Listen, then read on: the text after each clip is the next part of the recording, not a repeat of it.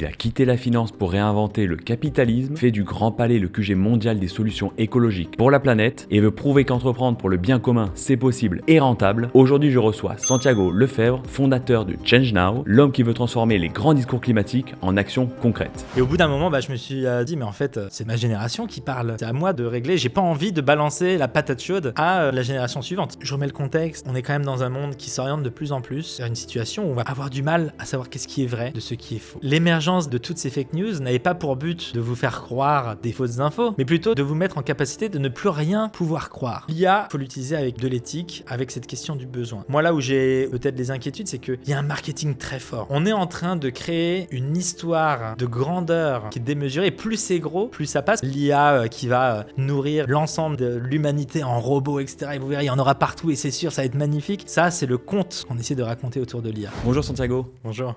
C'est un plaisir de vous recevoir sur ce podcast en tout cas. Merci pour l'invitation. Est-ce que vous avez déjà fait des podcasts un peu ? Un peu. Mais c'est un format que j'aime beaucoup qui permet de rentrer dans un peu plus dans on fait connaissance finalement. C'est ça, on a 1 heure, on va vraiment pouvoir parler de votre parcours et surtout comment Change Now est désormais devenu un lieu incontournable pour les solutions écologiques et qui réussit aussi le tour de force de réunir des ONG, des élus politiques et aussi des grands groupes pour proposer des solutions communes. Donc je trouve ça incroyable. Merci. En tout cas, l'idée c'est ça, c'est de rassembler l'ensemble des acteurs de la société autour d'un but commun qui est celui de comment est-ce qu'on fait aboutir et comment est-ce qu'on accélère une transition écologique et sociale. Surtout, on va pouvoir en parler après, mais l'an dernier, c'était déjà 40 000 participants et chaque année, ça grandit, donc c'est assez incroyable. Ça prouve qu'on a de l'espoir, en tout cas, pour des solutions écologiques. Alors, vous avez commencé votre carrière en finance. Qu'est-ce qui vous a fait basculer vers l'entrepreneuriat et l'écologie ? En fait, je pense que moi, je suis né entrepreneur. Déjà, enfant, j'étais entrepreneur parce que je viens d'un milieu rural et d'une famille pauvre. Et en fait, la solution que j'avais trouvée à cette situation-là, c'est de dire, en fait, je veux devenir entrepreneur. Je vais créer des entreprises et je vais gagner de l'argent, faire de l'argent, de la rentabilité, etc. Et donc, j'avais ce côté entrepreneur qui m'a emmené vers une école de commerce. Et en sortant, en fait, j'ai voulu maîtriser la finance. C'est comme ça que je suis allé en finance. Je me dis, en fait, on peut, si on veut vraiment être un bon businessman, à un moment, il faut connaître la finance. Donc, j'ai fait ça pendant 3 ans et demi, 4 ans. Et puis finalement, je me suis fait rattraper par mon ADN aussi, qui est celle de comment est-ce qu'on vient apporter des solutions concrètes à des problèmes. Et donc, c'est l'entrepreneuriat pour moi. C'est une part de créativité qui est en moi, de comment est-ce qu'on vient créer des solutions concrètes à des enjeux que l'on peut avoir dans la vie. C'est vrai que j'avoue que moi aussi, j'avais commencé en finance et après, ça m'a très rapidement saoulé. Je suis passé un peu à autre chose. Je ne sais pas si c'est un peu le même problème, mais j'ai l'impression que les gens sont souvent attirés par la finance en école de commerce. Ils font quelques années et après, ils partent. Moi, la finance, il y a des choses que j'adore. C'est intellectuellement hyper intéressant. Moi, j'étais plutôt du côté après de l'inspection générale, donc en fait où on contrôle un peu les process, etc. Et où on a moins cette part aussi de liberté créatrice. Et donc voilà, j'ai été appelé ailleurs à agir autrement. D'ailleurs, vous siégez aussi au Jane Goodall Institute France. Concrètement, déjà, c'est quoi et c'est quoi votre rôle aussi là-bas ? Alors, le Jane Goodall Institute France, c'est la branche française de la fondation Jane Goodall, du Jane Goodall Institute mondial. Donc, Jane Goodall est cette superbe femme qui a montré que les singes et les chimpanzés savaient également faire des outils et que ce n'était pas juste le propre de l'homme. Ça a complètement changé la vision de la place de l'homme dans la société à ce moment-là, par rapport aux animaux. Et elle a créé une fondation, elle a vraiment défendu le vivant pendant toute sa vie. Elle nous a quittés le 1er octobre. Mais je fais partie, en effet, j'ai rejoint cet institut-là il y a maintenant 2 ans quasiment. Suite à des interactions qu'on a eues, elle est venue à Change Now, elle a participé à l'événement. Et de là, voilà, moi, je joue un rôle de soutenir l'organisation de cet institut, ses actions. On avait fait un grand discours avec Jane Goodall et plein d'acteurs internationaux à l'UNESCO. On aide aussi à trouver du financement. Voilà, globalement, comment est-ce qu'on contribue avec le Jane Goodall Institute. Vous êtes aussi père de 2 enfants. Est-ce que ça influence aussi votre engagement professionnel? Contrairement à ce qu'on pourrait penser, l'engagement, il ne vient pas de là. On pourrait dire parfois, il y a eu, voilà, je fais ça pour mes enfants, etc. C'est vrai que dans le fond, je le fais aussi, mais c'est pas né de là, c'est né avant. Moi, j'ai tout le temps entendu dans ma vie, c'est la prochaine génération qui va devoir régler les problèmes, etc. Et au bout d'un moment, je me suis dit, mais en fait, c'est ma génération qui parle. En fait, c'est à moi de régler. J'ai pas envie de balancer la patate chaude à la génération suivante. Donc, on doit agir nous, et la meilleure chose qu'on peut faire, c'est agir nous-mêmes. Après, par rapport aux enfants, je te dirais que le vrai challenge, c'est plutôt de comment est-ce qu'on est un bon père et un bon changemaker en même temps. Parce que essayer de transformer ou d'avoir un impact positif sur le monde, ça demande beaucoup d'implications. Être un père présent aussi, trouver l'équilibre entre les deux, c'est ça le grand challenge, je dirais, de mon quotidien. Mais vous êtes quand même optimiste pour l'avenir, pour vos enfants du moins? En fait, je dirais que je suis du monde des réalistes. En fait, je sais que ça va être compliqué, mais j'ai une foi assez importante dans la capacité à faire face. En fait, on n'est pas dans un monde où ça va être tout blanc ou tout noir. C'est sûr qu'on va avoir des problèmes. Ce qu'il faut, c'est avoir la résilience, le sérieux, l'engagement pour faire face et répondre au mieux et réduire au maximum ces problèmes pour qu'après la vie soit quand même la plus agréable pour tous sur cette planète. Et d'ailleurs, vous parlez souvent d'une nouvelle renaissance. Oui. Ça veut dire quoi concrètement? En fait, la Renaissance, c'est une période qui est fascinante. Si on regarde la Florence au moment de la Renaissance, on a au même endroit plein de grands penseurs. C'est là où on avait, et d'artistes. On avait au même endroit Michel-Ange, Léonard de Vinci, mais aussi Machiavel et plein d'autres. Et c'était un moment où on a repensé quelle était la place de l'homme dans le monde et dans la société. Et c'était lié notamment au fait que la Renaissance, c'était aussi la période où le miroir vraiment poli, le vrai miroir, est apparu. Donc la question de son reflet, on s'est beaucoup plus posé la question de la place de l'homme dans le monde. Moi, je considère qu'aujourd'hui, c'est exactement le même genre de questionnement qu'on a, avec le grand changement qui est qu'on a pris conscience des limites planétaires. On connaît maintenant quel est le terrain de jeu. On connaît beaucoup mieux le système Terre, on connaît notre lien au vivant, et on en fait partie. Et donc, la vraie question, c'est comment est-ce qu'aujourd'hui, nous, on replace l'ensemble de nos activités, qui en est le rôle de l'humanité, face à ces challenges-là et à les limites planétaires. Donc c'est pour ça que je dis c'est une renaissance. Et puis c'est une renaissance parce qu'en fait, je trouve que c'est une période passionnante de créativité, de solutions. Je trouve que c'est une période dans laquelle l'humain peut montrer une belle part d'elle-même. L'humanité, elle peut montrer une belle part d'elle-même en venant avec des solutions concrètes et en réglant ce problème-là ensemble. Voilà. Moi, je suis convaincu qu'on peut transformer le monde si on apprend à le faire ensemble. En 2017, vous commencez à Station F avec 2000 participants à Change Now. L'an dernier, vous avez accueilli plus de 40 000 personnes au Grand Palais. Qu'est-ce que vous ressentez en voyant tout ce chemin parcouru? Je dirais de la gratitude. En fait, la gratitude, parce que c'est une vraie chance, finalement, de démarrer un projet qui nous tient à cœur, où on sent dans les tripes que c'est quelque chose qui est important. On a pris des risques énormes. On l'a créé, à l'origine, on l'avait créé avec mon épouse. Et voilà, il est toujours dans l'aventure, on le crée ensemble. Et on a pris des risques énormes au début. On a mis toutes nos économies, etc. dedans. Juste sans savoir comment ça allait fonctionner, on s'était juste dit, c'est quelque chose qui doit exister. Et quand cette force de conviction nous donne raison et qu'on rassemble comme ça, en effet, 40 000 personnes, mais c'est au-delà du chiffre, en fait, on rassemble, il y a énormément d'histoires d'impact, de belles choses qui se passent, des fonds qui se lèvent, des entreprises qui font des alliances, des personnes qui changent de voie, qui nous disent « j'ai trouvé mon job » ou « j'ai changé d'idée de mode de vie et de mode de carrière professionnelle parce que je suis venu à Change Now ». C'est ça, en vrai, qui nous fait vibrer. C'est lorsqu'il y a vraiment les impacts au-delà des chiffres. Donc, c'est déjà des chiffres importants. C'est le plus grand événement mondial de l'impact dans le monde. Il n'y a pas d'autres événements comparables. Mais ce qui nous anime le plus, c'est finalement les belles histoires qui s'écrivent avec Change Now. Mais est-ce qu'il y a un peu une frustration ou un manque qui vous a poussé à lancer Change Now? Justement, le fait qu'il n'y en ait pas à ce moment-là, du coup?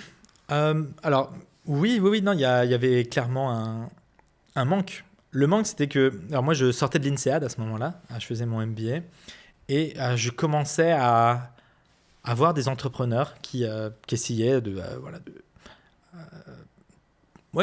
dépolluer les océans, d'aider les réfugiés, des choses de l'impact. Et je me suis dit, ça, c'est le genre d'entrepreneur que je veux être. Je veux régler des problèmes avec beaucoup d'ambition, qui sont des vrais problèmes majeurs pour notre planète. Et en même temps, si je vais être entrepreneur là-dedans, je ne sais pas par où commencer, où rencontrer mes pairs, où trouver du financement. L'écosystème de l'impact n'existait pas vraiment à ce moment-là. On est en 2015 au moment de cette idée-là. Et je me suis dit, en fait, c'est ça. Moi, ma frustration, c'est que j'aimerais que si je veux commencer un business dans l'impact et qu'il y en a d'autres qui sont dans le même cas que moi, on puisse trouver toutes les ressources de manière beaucoup plus rapide au même endroit, au même moment. Mais aujourd'hui, c'est plus facile pour les entrepreneurs dans l'écologie de trouver des fonds, par exemple ? Oui, carrément. Aujourd'hui, l'écosystème, c'est vraiment structuré. Il y a des accélérateurs comme par exemple 50 Partners Impact, mais plein d'autres. Il y a des fonds d'investissement. Les programmes d'accompagnement sont beaucoup plus nombreux. Juste pour donner un petit ordre d'idée, aujourd'hui, c'est 1200 investisseurs qui viennent à ChangeNow chaque année. Et pareil, peut-être une info. En 2018, deuxième édition, c'est la première fois qu'on faisait vraiment des rencontres de solutions, de pitch. Les solutions venaient et cherchaient à lever en moyenne 200 000 euros. Aujourd'hui, on est plutôt dans l'ordre des 3 millions d'euros. Ah oui. Donc, ça veut dire deux choses. C'est-à-dire que, les solutions ont gagné en maturité. Elles ont montré qu'elles avaient la capacité d'avoir un impact, d'être rentables. Et donc, elles ont passé les premiers seuils qui leur permettent d'aller chercher des financements beaucoup plus élevés. Et puis en face, ça veut aussi dire qu'il y a les types d'investisseurs qui sont prêts à suivre sur ces montants-là. Vous décrivez d'ailleurs ChangeNow comme l'exposition universelle des solutions pour la planète. Qu'est-ce qui distingue ChangeNow d'un sommet classique, avec des chefs d'État ou des institutions ? ChangeNow est né à partir de l'idée d'action concrète. Ça, c'est hyper important parce que des conférences où on parle des grands problèmes de notre planète, il y en a beaucoup et il y en a eu depuis toujours. Mais des conférences où on est concrètement dédié à mettre en avant, accompagner ceux qui sont en train d'agir sur le terrain, de voir comment est-ce qu'on rassemble de manière systémique finalement l'ensemble des parties prenantes dont elles ont besoin pour passer à l'échelle, pour être des solutions viables. Ça, c'est très particulier. Et c'est quelque chose que l'on pouvait retrouver aussi dans l'esprit des premières expos universelles. Les expos universelles, elles ont été créées pour montrer l'état de l'art du progrès à l'époque. Et c'était une plateforme de promotion de cette révolution industrielle. Et bien, aujourd'hui, on est en train de vivre une nouvelle révolution qui est environnementale et sociale. Et il fallait recréer ce type de plateforme de promotion de l'impact de cette révolution que l'on est en train de vivre. D'ailleurs, vous avez aussi lancé le classement des grandes écoles les plus engagées dans la transition écologique. Est-ce que vous trouvez que ces écoles qui forment les talents de demain ont pris la mesure de l'enjeu ? Alors, ce qui est intéressant avec ChangeNow, c'est que ça nous a permis de créer un écosystème, mais d'agir sur plein d'autres aspects autour déjà de ce sommet qui est très important. Et toujours dans cette peut-être vocation que moi j'ai en moi, et ça se reflète aussi dans ChangeNow, qui est qu'on n'a pas besoin d'être un élu, d'être en position de mandat politique pour faire de la politique au sens gestion de la cité.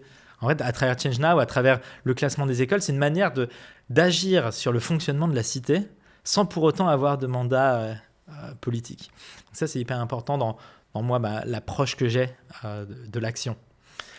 Sur le classement, alors oui, les écoles prennent complètement conscience. Et nous, pourquoi est-ce qu'on a créé ça ? Parce qu'en fait, il y a quelques années, il y avait une vraie demande d'un corps étudiant qui avait peur de l'avenir. Peur de l'avenir, pourquoi ? Parce qu'ils étaient pas bien formés, pas suffisamment formés sur ces enjeux de transition. Et pourtant, ils étaient conscients, eux, des challenges auxquels ils allaient devoir faire face. Mais ils ne se sentaient pas préparés pour faire les métiers qui allaient servir à ça. Alors, voyons comment est-ce qu'on peut accompagner l'ensemble des grandes écoles et universités pour accélérer leur transformation et finalement apporter les bonnes réponses aux étudiants. C'est comme ça qu'on l'a créé. Là, c'est la 5e édition. On va vers la 5e édition. Et on a déjà fait un peu un calcul d'impact là-dessus. Mais on est très content de voir que cette intuition, aujourd'hui, elle a permis d'améliorer l'éducation d'1 million d'étudiants en France sur ces questions-là. Et pourquoi c'est possible ? Parce que les écoles, justement, jouent le jeu. Elles s'améliorent, elles recrutent des professeurs sur le sujet, elles changent les cursus. Elles vont clairement dans la bonne direction. Et ça, c'est affaire à suivre, mais c'est très encourageant. D'ailleurs, vous avez parlé justement de cet écosystème que vous créez, parce que Change Now, donc c'est pas que l'événement annuel. Vous avez été aussi impliqué dans les temps forts, comme à l'UNOC, par exemple, cette année. Est-ce qu'aussi votre puissance de frappe, ça permet de mettre en lumière sur des sujets parfois qui sont un peu moins sexy, dirais-je ? Alors, il y a des sujets qui nécessitent de monter en puissance. L'agriculture régénératrice. On organise un événement tous les 2 ans autour de l'agriculture régénératrice qui s'appelle le World Living Soils Forum. On était à l'UNOC, c'est la UN Ocean Conference qui était à Nice, où on a aidé à lever des promesses de philanthropes pour l'océan. Donc, à chaque fois, on a des vraies actions derrière. Je dirais qu'en vrai, nous, notre rôle dans tout ça, c'est de créer des ponts. Parce que Change Now nous a appris quelque chose. Ça nous a appris avant tout à faire parler des mondes qui ne se parlaient pas trop, de dépolariser des espaces. Et donc, ce qu'on fait, nous, et c'est à travers Change Now et cette diversification, c'est de dire on va créer des espaces où on va rapprocher la société civile, le monde économique et la diplomatie internationale. Parce que ces grands événements, ils existent, les COP par exemple, et on joue un rôle dans les COP aussi. Nous, notre but là-bas, c'est d'ouvrir l'accès à ces grandes plateformes de négociation internationale à des acteurs de terrain, à ceux qui font, à ceux qui sont vraiment les porteurs des solutions. C'est vrai que souvent, on a l'impression que dans ces grandes messes comme les COP, c'est très descendant, c'est les institutions ou les présidents qui discutent, mais qui ne discutent pas finalement avec les peuples, avec les démocraties. Et en fait, on a l'impression d'être un peu exclu, j'ai l'impression, de tout ce mécanisme. Alors finalement, on est tous dans des démocraties, il faut qu'on embarque tout le monde finalement, et c'est peut-être ce que fait la différence avec Change Now. En fait, nous, il faut remettre les choses et bien définir aussi les périmètres de chacun. C'est-à-dire qu'une COP, avant tout, même si ça dépend de certaines COP, la COP de Brésil se veut en effet plus rassembleuse de plein de parties prenantes. Les COP en général, ce sont des plateformes de négociation. On négocie des textes internationaux et la négociation se fait toujours avec la dureté qu'il peut y avoir de la négociation déjà entre les pays et puis de la société civile, des ONG, du monde économique avec le monde politique. Mais c'est de la négociation et c'est du rapport de force. Change Now, c'est l'espace de collaboration qui permet justement de se dire on a négocié des objectifs. Comment est-ce qu'on les met en pratique ? Mais d'ailleurs, vous insistez souvent sur le fait que la tech ne sauvera pas tout. Comment on fait la part entre les gadgets et les vraies solutions ? La tech seule ne sauvera pas tout. En vrai, ce qui compte aussi, c'est... alors, elle va y contribuer. La tech peut contribuer clairement à des belles solutions. Ce qu'il faut, c'est qu'il faut 2 choses. Et ça permet de répondre aussi à cette question de qu'est-ce qui fait la différence entre un gadget ou pas. Il faut commencer par le besoin. Une fois qu'on a identifié le besoin, il faut apporter le bon niveau de technologie pour y répondre. On prend un cas concret. Si j'ai besoin d'avoir la définition d'un mot, par exemple, d'utiliser une intelligence artificielle pour me donner la définition du mot sofa, ça c'est gadget. Parce qu'en fait, je peux trouver cette même réponse de manière déjà 10 à 20 fois moins énergivore en allant sur Google, par exemple, ou dans un moteur de recherche simple, et encore moins en regardant dans mon dico. Donc, une IA qui aurait cette vocation-là de servir à ça, c'est gadget. Donc, toujours partir du besoin. Et après, parfois, il faut utiliser en effet des deep tech, parce que les besoins, ces problèmes-là ne peuvent être résolus que par ça. Et donc, voilà, il faut vraiment mettre le bon niveau de technologie en face du niveau de problème. Justement, cette course à l'IA, est-ce que ça vous inquiète aussi en termes de consommation énergétique ? On voit qu'il y a des data centers qui sont construits dans le monde entier Est-ce qu'il n'y a pas un risque hydrique aussi dans le monde suite à ça? Si. Non, mais il y a des conséquences potentiellement colossales. Moi, je dis potentiellement parce qu'en fait, il faut voir jusqu'à où elle va, cette course à l'IA.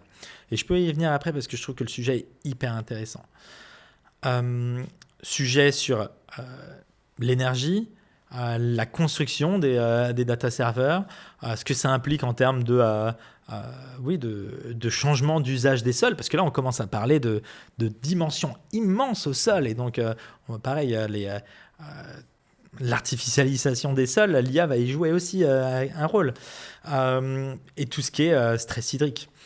Moi, ce que je veux dire, c'est que l'IA a son potentiel et il faut l'utiliser avec de l'éthique, avec cette question du besoin. Moi, là où j'ai un peu peut-être les inquiétudes, c'est qu'il y a un marketing très fort de l'IA. Et je dirais, et il nous vient beaucoup de la Silicon Valley.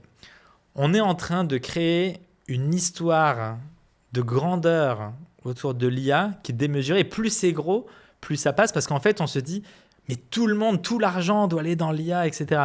Mais en fait, c'est une manière d'alimenter une bulle qui est en train d'être faite depuis la Silicon Valley notamment. Et là où je disais le potentiellement, c'est que je trouverais ça hyper intéressant quand même qu'on arrive à démasquer ça assez vite, de se dire l'IA, oui, l'IA spécialisée pour régler des problèmes, mais l'IA qui va nourrir l'ensemble de l'humanité en robots, etc. Et vous verrez, il y en aura partout et c'est sûr, ça va être magnifique. Ça, c'est le conte qu'on essaie de raconter autour de l'IA. C'est vrai qu'en termes de marketing, je pense que ceux qui poussent le plus derrière tout ça, c'est peut-être OpenAI, et qui a annoncé, je crois, plus de 1500 milliards d'investissements au cours des prochaines années, ce qui alimente encore plus, en effet, la bulle autour de l'IA, pour le coup. Voilà, mais entre OpenAI et Nvidia, les deux racontent toujours des choses, des chiffres toujours plus grands pour attirer sur cette révolution. Donc, moi, voilà, j'ai envie de rappeler aussi sur le fait que une autre révolution qui est en cours et qui est nécessaire à faire, c'est la révolution écologique et sociale, et la transition écologique et sociale. Et celle-ci, il ne faut pas l'oublier. On est tous dans ce bateau-là de devoir la faire. Et les financements, il faut aussi qu'ils aillent là. Mais par exemple, en termes de technologie, le nucléaire qui a permis de décarboner la majorité de l'électricité française, est-ce que c'est un gadget crédible, ou faut quand même vous mettez un peu de pondération là-dessus en émettant quelques doutes sur la dangerosité, par exemple? Alors, il y a des choses qu'on peut pas enlever, même s'il y a des avancées là-dessus, sur la sécurité. Mais je pense que de manière générale, le débat qu'il peut y avoir sur le nucléaire est mal placé. Pourquoi ?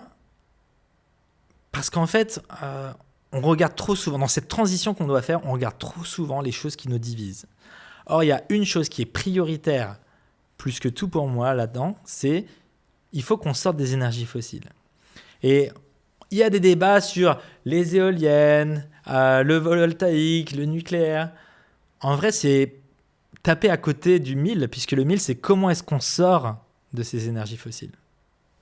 Mais surtout, en plus, moi j'avais notamment interviewé le ministre de l'Industrie et de l'Énergie, qui est un peu spécialisé sur ces sujets, et qui disait finalement il faut aussi avoir une vision globale et qu'il faut tout développer en parallèle, parce que miser que sur le nucléaire, c'est pas possible. Et faire sans nucléaire, c'est impossible, surtout que le nucléaire, en général, il faut 15 ans, 20 ans pour construire des centrales. Donc, qu'est-ce qu'on fait en attendant ? Donc, il faut investir quand même dans les technologies alternatives. Ça, et je pense que ça s'applique pour beaucoup de choses. Il faut avoir l'intelligence générale de ne pas croire qu'une solution va tout résoudre. Oui. On a tendance à faire cette simplification-là, de se dire, par exemple, je prends les véhicules électriques. Les véhicules électriques, c'est une vraie bonne solution. C'est très bien, les véhicules électriques. Mais c'est vrai qu'on peut se dire que l'électrification du camion ou des bateaux, des conteneurs, etc., ça, ce n'est pas forcément une bonne idée. L'électrification ne peut pas être appliquée partout. Et donc, il faut y aller avec finesse. Il y a des choses sur lesquelles il va falloir trouver d'autres solutions que l'électrification. Il faut arrêter de toujours penser noir ou blanc. Oui. La vérité se trouve souvent entre les deux. Avoir de la nuance, ce qui est de moins en moins le cas, j'ai l'impression, dans notre monde. C'est quoi la solution la plus incroyable que vous ayez vu du coup à ChangeNow depuis la création? Je vais peut-être vous surprendre parce que alors je vais pas utiliser une solution écologique, mais parce que ChangeNow n'est pas que de l'écologie, c'est vraiment comment est-ce qu'on crée un monde meilleur avec tout ce qu'il a d'humaniste finalement. L'écologie, pour moi, ça fait partie de ce nouvel humanisme. Je vous parlais de Social Genomics. Social Genomics, c'est une start-up qui a été créée par une fille des Pays-Bas, Suzanne Bars. Et elle a vraiment fait le constat qu'aujourd'hui, on n'avait pas les infrastructures au niveau mondial pour répondre aux problèmes aux maladies rares et orphelines. Je prends un exemple. Quelqu'un est atteint d'une maladie extrêmement rare dans un pays. C'est peut-être la seule personne à avoir cette maladie. Et le corps, et c'était en 2016-2017, en 2017, et le corps médical n'avait pas forcément connaissance et ne pouvait pas aider. En revanche, dans d'autres pays, il y avait d'autres cas. Et donc, il avait réussi à créer une sorte de grand réseau de connaissances autour des maladies rares, et ce qui faisait que ça apportait et du soutien, c'est-à-dire qu'en fait, les malades entre eux pouvaient également s'apporter du soutien. Il y avait une partie réseau social, mais il y avait aussi une vraie base de connaissances pour les médecins du monde entier. Et j'ai trouvé ça vachement malin.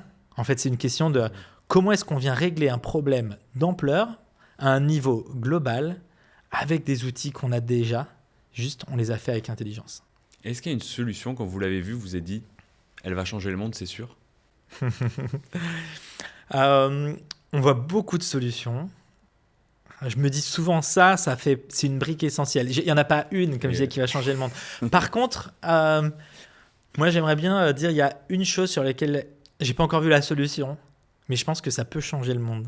C'est, je remets le contexte, on est quand même dans un monde qui s'oriente de plus en plus vers une situation où on va avoir du mal à savoir qu'est-ce qui est vrai de ce qui est faux.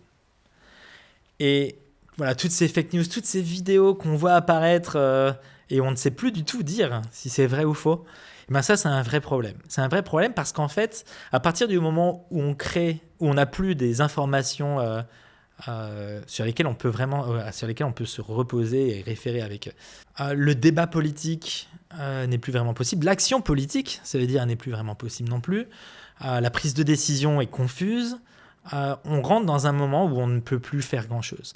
Et donc, si on veut redonner de l'élan, de la direction, de la sagesse à notre monde, il faut trouver des solutions qui vont permettre de rétablir cette vérité.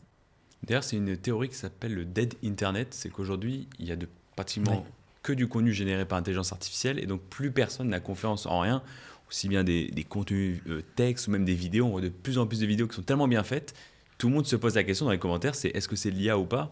Et à la fin, on se dit, on peut avoir confiance peut-être que dans les médias traditionnels, qui en théorie font le fact-check sur ça, par exemple. Bien sûr. Et ça, en fait, on peut le replacer aussi dans... Il y a des études qui montrent comment se fabrique le doute. Il y a plein de choses passionnantes à dire là-dessus. Mais sur le fait que l'émergence de toutes ces fake news n'avait pas pour but de vous faire croire des fausses infos, mais plutôt de vous mettre en capacité de ne plus rien pouvoir croire. C'était ça. En fait, c'est ça le endgame des fake news. C'est vrai qu'aujourd'hui, on se pose tout le temps la question. Donc, pour l'instant, ça réussit, j'ai envie de dire. C'est effrayant. Donc, voilà. Une solution là-dedans viendrait changer le monde. J'avoue. Mais d'ailleurs, aujourd'hui, l'écologie souffre quand même encore d'une image punitive. Comment convaincre le grand public qu'il ne s'agit pas seulement de contraintes? Moi, je pense qu'une des meilleures manières, c'est de venir à Change Now. Non, je dis ça sérieusement. Parce qu'en fait, quand on vient à Change Now, on se rend compte du potentiel, de l'énergie, de la force, de la créativité qu'il y a autour de cette transition écologique. On rencontre énormément d'entrepreneurs, énormément de porteurs de solutions, de personnes qui sont en train justement de développer les nouveaux narratifs, des narratifs qui donnent envie. C'est-à-dire qu'en fait, on me parle d'un monde dans lequel on peut manger sans s'empoisonner et mieux manger, que l'on peut éviter de respirer et d'avoir du plastique un peu partout. Moins de pollution, quand je vais en vacances, c'est moins de pollution. Et que le monde est plus juste et que je fais tout ça, si on me présente tout ça, et les solutions existent, nous on en montre plein qui font ça, je me dis, moi ça, je signe pour un monde comme ça. Donc il faut montrer. La réalité de cette écologie qui vient construire l'avenir et qui donne envie, elle existe déjà. Il faut juste le montrer. Mais par exemple, si demain vous étiez aux commandes de la France, par exemple, quel serait pour vous le premier frein qu'il faudrait lever justement ? Alors, en termes de frein, je dirais le premier frein, c'est vraiment... Il y a un frein de la division. Il y a trop de chapelles. Or, il faut vraiment prendre conscience qu'on est dans un challenge qui nous appelle tous. En fait, on est tous sur le même bateau. Et moi, ce que je fais dans mes différentes actions, c'est juste d'essayer d'orienter le plus grand nombre de personnes à agir ensemble dans la direction d'une transition durable et juste. C'est ça que je fais. Mais est-ce qu'il ne faudrait pas que Change Now y ait l'équivalent dans tous les pays du monde pour embarquer toutes les populations ? Alors, on le fait, on est en train de développer des choses dans ce sens-là. Ce qu'il faut savoir avant tout, c'est que le sommet en tant que tel est déjà un sommet mondial qui rassemble des personnes de 140 nationalités. Donc, ce côté multiculturel se fait déjà à Change Now. Après, là, on est en train de lancer en effet des Change Now Hubs. Donc, ce sont des branches locales, des entrepreneurs locaux qui disent moi aussi, j'ai envie de créer des mini Change Now au niveau de mon pays, de ma ville, et on les accompagne à faire ça. Mais pour revenir juste à la question d'avant, en effet, c'est clairement l'idée de lever les clivages. Il faut vraiment réussir à se rassembler dans cette transition. Et après, voilà, il y a plein de mesures rassembleuses qui peuvent être aussi menées sur le terrain. Mais comment ça se fait qu'aujourd'hui, ce soit vous, et je trouve que les élus politiques ne se sentent pas si embarqués dans la transition écologique. Comment ça se fait qu'ils soient quand même au courant des problèmes, mais qu'aucun prenne vraiment à bras-le-corps ce gros sujet ? Alors, je ne peux pas répondre à leur place. C'est-à-dire que je ne sais pas exactement l'ensemble des raisons pour lesquelles ils n'en font pas plus. Moi, ce que je peux dire, c'est pourquoi est-ce que nous, on en fait autant. Et on en fait autant parce que, comme je disais au début, Change Now s'est créé de manière très indépendante. J'étais allé à la COP21, et c'est là où j'avais vu l'ensemble des pays, et l'absence du secteur privé, du secteur privé économique privé là-bas. Je me suis dit, en fait, cette transition-là, on pourra l'accomplir que si tout le monde y va, y compris le secteur privé. Et pour faire bouger ce secteur privé, on va le faire sans attendre que le politique l'organise. On va le faire nous. Et il y a toujours ce côté d'être porteur nous-mêmes de l'initiative qui est hyper... je trouve qu'en plus, c'est une manière de montrer que chacun de nous, en tant que citoyen, a la capacité, a un certain pouvoir, empowerment, d'agir sur la transformation de notre monde. Mais surtout que peut-être que si vraiment il y a tout le peuple qui commence à se regrouper, ça fera bouger ensuite les élus politiques qui n'auront plus le choix d'écouter vraiment les revendications. Bien sûr, non, mais on se retrouve complètement dans un triangle, dans un triptyque, où il faut que la société civile se fasse entendre des gouvernements, et pour faciliter les transformations, il faut que le secteur privé, et les entreprises, les entrepreneurs ONG, viennent apporter les solutions et les alternatives pour que les gouvernements puissent légiférer. Je prends un cas très rapide, concret. Le plastique. Il y a eu la loi AGEC qui est passée. Pour la loi AGEC, c'est la loi sur l'économie circulaire notamment. Et il y avait le besoin de lutter contre le microplastique qu'il y avait notamment dans les machines à laver, etc. Sauf que les industriels disaient, oui, mais en fait, on n'a pas les solutions pour faire ça. On ne peut pas mettre de loi.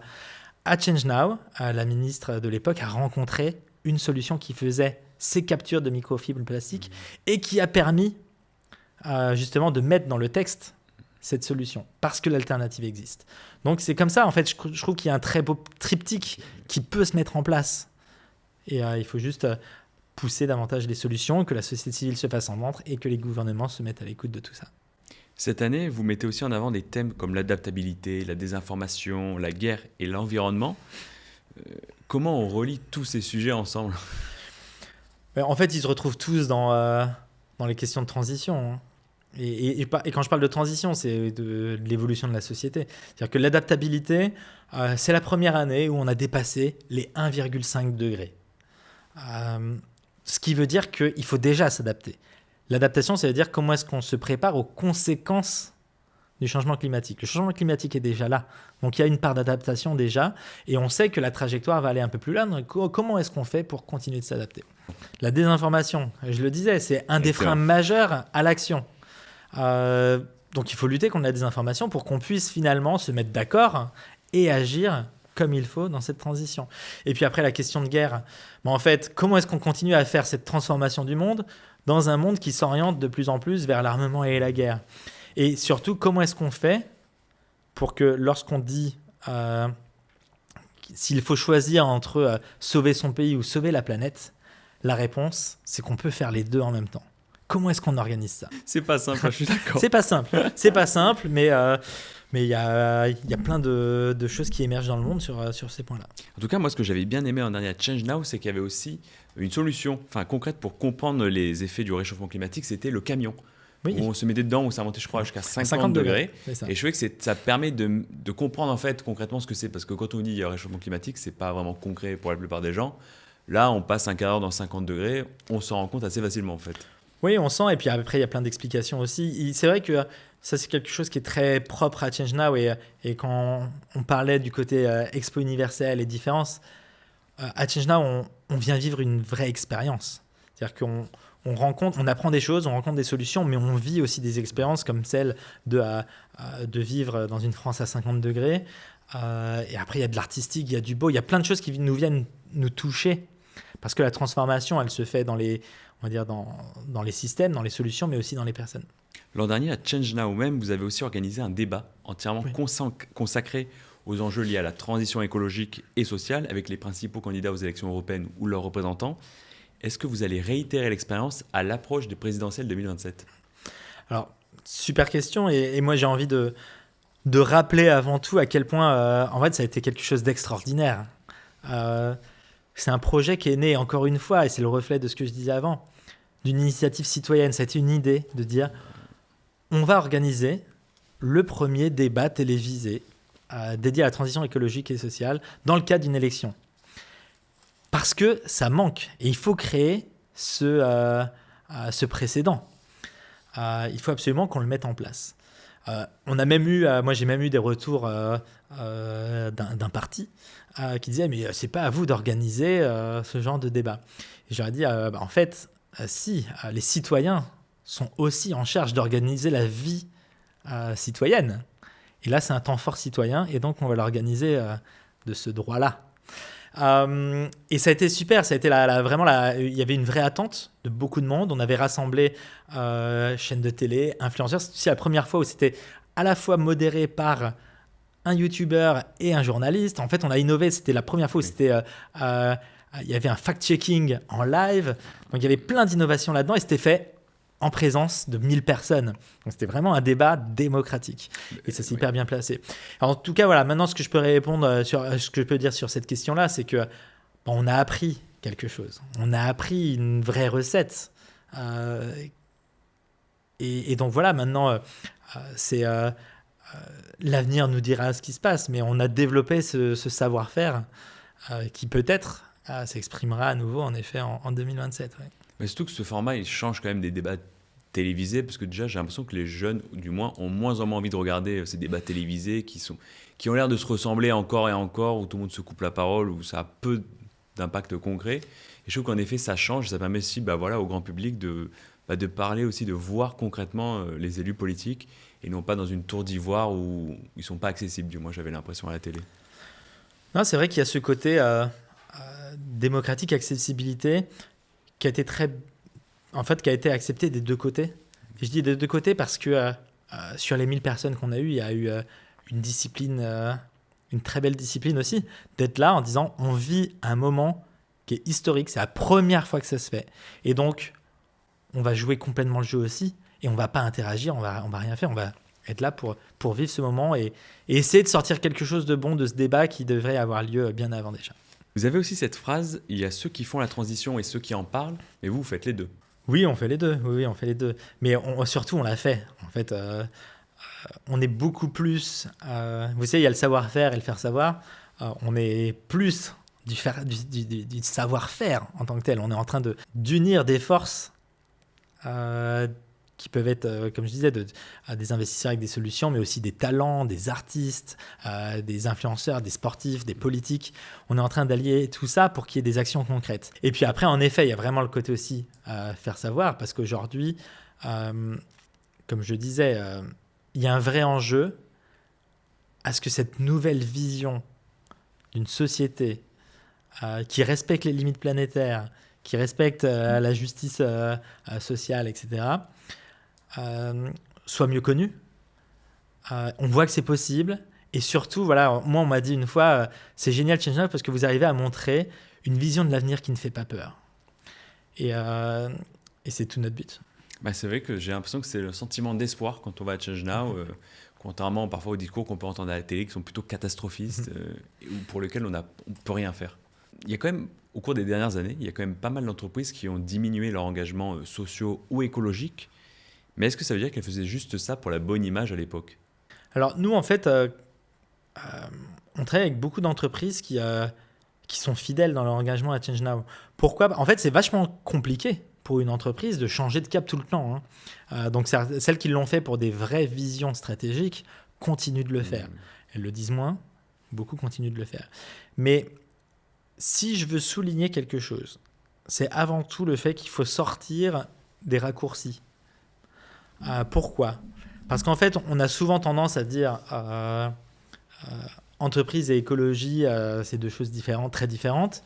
En vrai, la ligne de front, elle n'est pas entre entreprise et le reste du monde. Au sein de chaque entreprise, il y a ce clivage entre des personnes qui veulent mener une transition de leur entreprise et les personnes qui sont satisfaites du statu quo. Et cette ligne de front, elle existe partout, dans toutes les orgas. Et nous, notre but, c'est d'être un allié de ceux qui travaillent en effet à organiser cette transformation des entreprises. À l'ONU, Donald Trump a notamment vanté récemment les mérites du charbon américain. Quand vous entendez ça, vous vous dites quoi? En fait, il y a un côté un peu... je vais mettre deux mots ensemble, mais c'est un peu le génie du désespoir. Pourquoi génie? Parce qu'en fait, quand même, faut oser. Il y a une part de génie marketing. Ça, on peut pas lui enlever dans les formules, etc. Et c'est assez dingue ce qu'il arrive à faire passer comme wording, comme mot, avec beaucoup de naturel. Et en même temps, c'est tellement gros et souvent sur des choses qui sont à bout de souffle. Le charbon s'oriente quand même vers la fin de son cycle, très clairement au niveau international. C'est aussi un peu un cri de désespoir du charbon quelque part. Donc il y a à la fois du génie et à la fois du désespoir, je pense, dans ça. La technologie sauvera l'humanité. Red flag. Red flag, j'aurais pu lever les deux, mais red flag, en fait, il peut y avoir du marron. Comme je disais souvent, la vérité est entre les deux souvent. Mais comme je disais, la technologie seule ne sauvera pas tout. Ce qui va sauver en réalité les gens, c'est beaucoup plus l'éthique, la culture, les valeurs. Et donc, c'est quelles sont les valeurs que l'on met derrière la technologie qui va vraiment être déterminante. Les solutions écologiques ne sont pas rentables. Red flag, évidemment. Nous, on a plein d'histoires qui s'écrivent et des très beaux succès. Et par exemple, on peut parler en France de Too Good To Go, qui est une boîte qui a très bien grossi, Blablacar. Il y a beaucoup de solutions comme ça qui s'inscrivent déjà dans notre quotidien et qui, même pour certaines qu'on voit moins, parce qu'elles sont peut-être plus de l'ordre de l'industriel, etc., allient limites planétaires, décarbonation et rentabilité. Il faut interdire l'avion. Red flag. Si. Red flag, parce que je pense que la première chose à faire, c'est surtout d'apporter cette notion de sobriété dans l'usage. Il faut que les usages soient raisonnés. Donc une certaine sobriété dans l'usage de l'avion, ça oui, green flag complètement. Il ne faut pas voler pour un aller-retour. Je pars le samedi matin en avion, je reviens le dimanche, etc.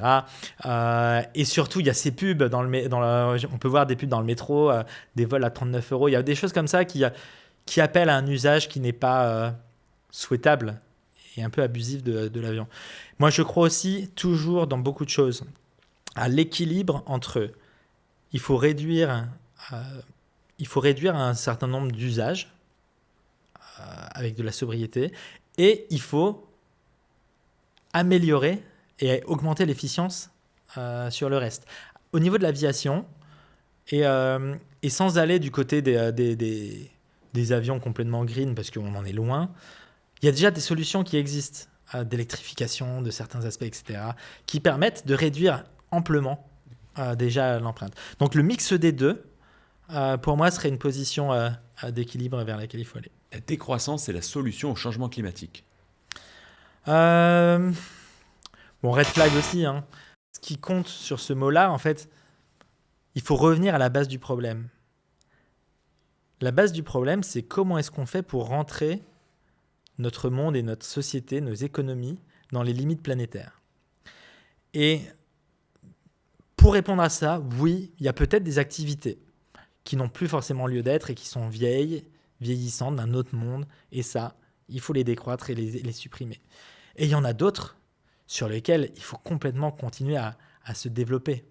Et pareil, ça dépend des lieux. C'est-à-dire qu'en fait, moi je me réfère beaucoup plus à la science là-dessus, à les limites planétaires et le donut de Kate Raworth. Je ne sais pas si vous connaissez cette théorie, mais c'est comment est-ce qu'on fait rentrer justement toutes les sociétés du monde, et ça c'est important, ce n'est pas juste certains pays, toutes les sociétés du monde dans les limites planétaires écologiques d'un côté et le plancher social, pour que chacun ait quand même le niveau social nécessaire.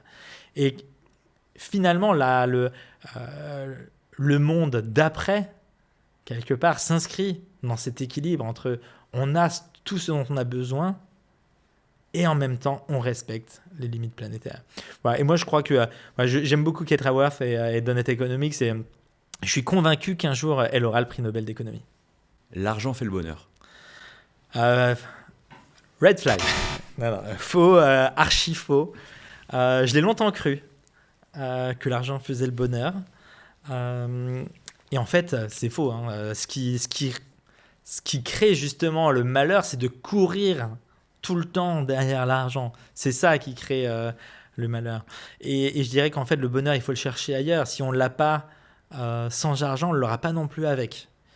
Je pense qu'il faut aller le chercher du côté de l'accomplissement, de ce qu'on peut faire pour ses proches, pour son entourage, et dans le sentiment du devoir accompli. Souvent, on me répond que ça achète au moins le temps et la liberté. Souvent, c'est la réponse à oui, en fait. Ça achète peut-être la liberté. De pouvoir faire ce qu'on veut. Ça achète pas le temps. Je pense que non, je veux dire, on n'a pas du temps en plus. Non, mais en tout cas, voilà, la liberté de pouvoir faire ce qu'on veut à tout moment, de pouvoir passer du temps plus avec ses proches, parce qu'on n'a pas besoin de travailler à ce moment-là, éventuellement. Ouais. Voilà. En tout cas, moi, mon expérience est que à être trop focus sur l'argent, on se dévie justement de ce qui apporte le bonheur. Écoutez Santiago, merci beaucoup. On arrive au bout de ce podcast. Merci beaucoup d'avoir passé ce temps ensemble. Bien, merci. Je pense que ça nous a déjà permis de mieux comprendre votre parcours et aussi pourquoi Change Now est autant un succès donc en France mais aussi à l'international. Plus de 40 000 participants, c'est quand même assez incroyable. 140 nationalités, je crois que vous avez dit. 140 nationalités. C'est quand même incroyable. Je vous remercie à tous d'avoir écouté l'épisode. N'hésitez pas à liker, commenter, à partager et à vous abonner car ça soutient la chaîne. Je mettrai également, je crois, le compte Instagram ou du moins le site de Change Now directement dans la description de la vidéo YouTube. On se retrouve pour la prochaine vidéo. Santiago, si vous aviez un dernier mot face caméra pour tout le monde, quel serait-il ? Bien, merci pour l'invitation. Et ce que j'ai envie de partager, c'est le fait que moi, je crois réellement dans la capacité de chacun de jouer un rôle, d'avoir un impact. On le montre à travers la diversité des acteurs qu'on fait venir à Change Now, mais moi, j'essaie de le montrer aussi dans l'ensemble des actions que je porte et le fait que voilà, des éléments comme un débat politique, mais aussi un classement et plein d'autres choses émergent finalement de volonté avant tout, pour moi, c'est une manière de montrer que vous aussi, chez vous, vous pouvez vous dire, ça, je veux agir, j'ai les capacités d'agir. On agit rarement seul, donc rassemblez des forces avec vous, mais vous pouvez agir.